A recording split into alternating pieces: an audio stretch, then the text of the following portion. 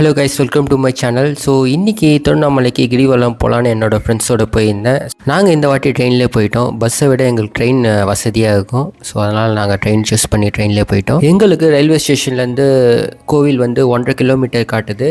Bus ஸ்டாண்ட்லேருந்து around ஒரு 1 கிலோமீட்டருக்கு வரும். யூஸ்வலாக நான் எங்கே கிரிவலம் ஸ்டார்ட் பண்ணுவேன்னா திருவண்ணாமலை மெயின் கோபுரத்துலேருந்து தான் கிரிவலம் ஸ்டார்ட் பண்ணுவேன்.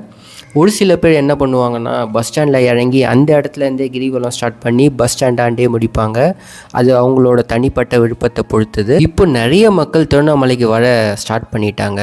தெலுங்கானாலேருந்து, ஆந்திராலேருந்து, கர்நாடகாலேருந்து எல்லாருமே திருவண்ணாமலைக்கு வர ஆரம்பிச்சிட்டாங்க.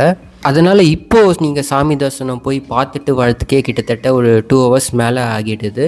அண்ட் விசேஷ நாளில் இன்னும் அதிக நேரம் ஆகுது.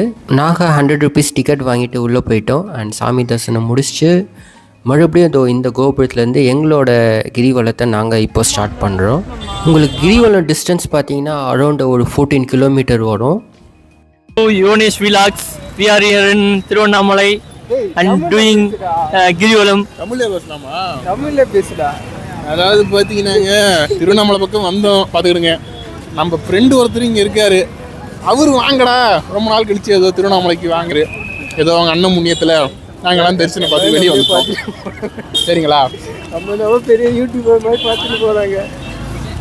இப்படி தான் பார்த்துக்கிடுங்க. இந்த ஆள் நம்பி தான் நான் வந்துட்டு இருக்கேன். எனக்கு வந்து இதில் பெருசாக உடன்பாடு இல்லை. இந்த ஆள் நீங்கள் கிரிவலம் போகும்போது நிறைய இந்த மாதிரி கடைங்க இருக்கும்.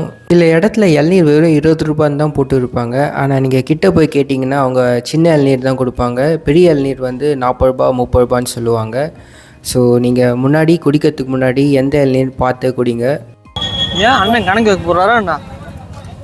இன்னும் கொஞ்ச நாள் அவர் பர்த்டே வருது, அது விட்டுட்டு. அதே மாதிரி நீங்கள் கிரிவலம் போகும்போது வழி ஃபுல்லாகவே 14 கிலோமீட்டர் ஃபுல்லாகவே நிறைய சின்ன சின்ன கோவில்கள் இருக்கும், சிவன் கோயில்கள் இருக்கும். 12 ராசிக்குமே தனித்தனி சிவன் கோயில் இருக்கும். உங்கள் ராசிக்கு எந்த கோயில் பார்த்து அந்த கோயிலுக்கு கண்டிப்பாக போயிட்டு வாங்க. கிரிவலம் சுற்றுறப்போ நிறைய பேர் வெறும் காலோடு நடப்பாங்க. ஸோ உங்களுக்கு கம்ஃபர்ட்டாக இருந்தால் வெறும் காலில் நடங்க. அப்படி இல்லைன்னா இந்த இடத்துல போகிற வழியில் காலில் சாக்ஸ் வாங்கி மாட்டிக்கங்க. நிறைய சின்ன சின்ன கடையில் விற்றுன்னு இருப்பாங்க சாக்ஸு. நீங்கள் வாங்கி மாட்டினோம் நடக்கலாம். நீங்கள் கிரிவலம் போகிற பாதையில் ரமணர் மகரிஷி ஆசிரமம்னு இருக்கும். அந்த ஆசிரமத்துக்கு கண்டிப்பாக நீங்கள் போயிட்டு வாங்க.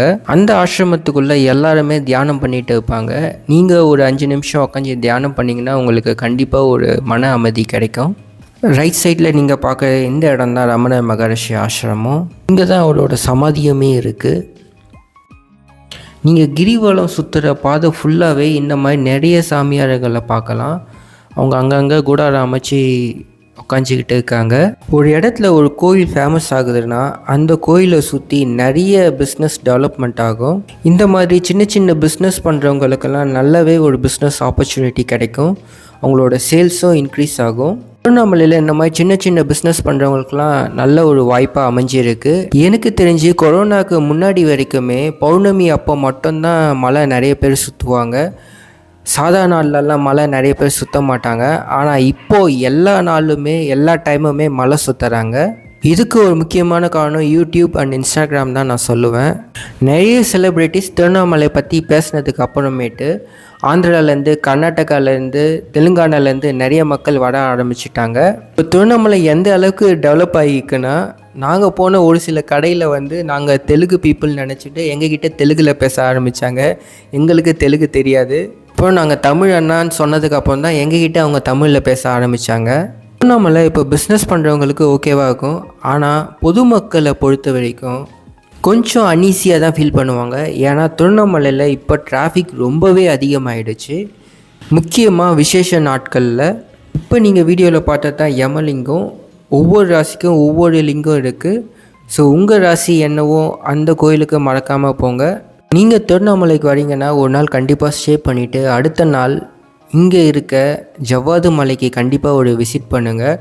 அதை பற்றின வீடியோவும் நான் போட்டிருக்கேன், கண்டிப்பாக செக் பண்ணி பாருங்கள். திருவண்ணாமலை கிரிவலம் வர ஒரு சில ஏரியா வந்து ஃபாரஸ்ட் ரிசர்வ் ஏரியா. அதனால் எல்லா இடத்துக்கும் நீங்கள் போக அலௌடு கிடையாது. இங்கே நீங்கள் இந்த மான்களை பார்க்கலாம். அண்ட் தயவுசெய்து அதுக்கு ஃபுட்டு வந்து போடாதீங்க. நாங்கள் ஒரு 10 கிலோமீட்டர்ஸ்க்கு வந்து அப்புறம் கால் லைட்டாக வலிக்க ஆரம்பிச்சிச்சு. ஸோ ஃபுட் மசாஜ் பண்ணுவோன்னு சொல்லிவிட்டு நாங்கள் இங்கே ஃபுட் மசாஜ் பண்ணோம். ரொம்ப வயசானவங்கள்லாம் கிரிவலம் போகாதீங்க. இந்த இடத்துல ஷேர் ஆட்டோ நிறையவே இருக்குது. ஷேர் ஆட்டோ நீங்கள் பேசி ஏறினீங்களா அவங்களே உங்களை கிரிவலம் சுற்றி கூட்டுன்னு வந்துடுவாங்க. அண்டு முக்கியமான ஒரு சில கோயிலையும் உங்களை காட்டி கூட்டுன்னு போவாங்க. ஃபைனலாக எங்களோட சாமி தரிசனத்தையும் கிரிவலத்தையும் சக்ஸஸ்ஃபுல்லாக முடிச்சிட்டோம். நீங்கள் திருவண்ணாமலையில் கிரிவலம் போயிருந்தீங்கன்னா எத்தனை முறை போயிருக்கீங்கன்னு கீழே கமெண்டில் சொல்லுங்கள். அண்ட் போகலன்னா கண்டிப்பாக போய் பாருங்கள். தேங்க்ஸ் ஃபார் வாட்சிங் திஸ் வீடியோ.